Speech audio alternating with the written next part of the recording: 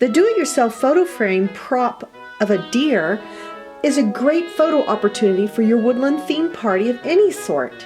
Transfer the design over from our free pattern either by hand drawing it onto your canvas or using the grid that is on the pattern to make the transfer easy. Then you're going to paint it according to the directions in the post or just watch this video.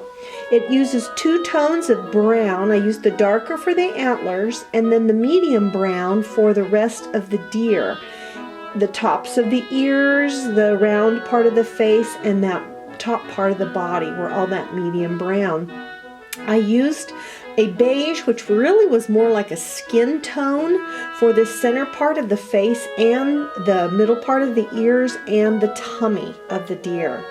It worked really well, kind of blended in with those browns. And I used a little bit of that darker brown, mixed it in, and did some shading around the outside of the animal. It makes it look like it has a little bit of dimension. Now look how cute that nose is using the black. Oh, I love it. Paint the trees in the background with downward brush strokes. I used a darker green for the main color. Don't be too particular. Don't be a perfectionist, but just get that in with those strokes and then add some of the lighter green on top in some of those strokes to make it have dimension as well. We do that on both trees. Then finish up your sky in the background and you've got it. Do a little bit of shading, like I said.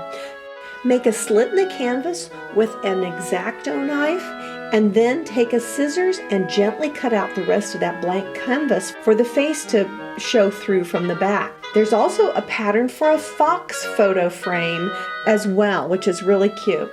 The do-it-yourself photo frame prop of a deer was a big hit at our party. Come on over to Welcome to Nana's for complete instructions and come join the fun.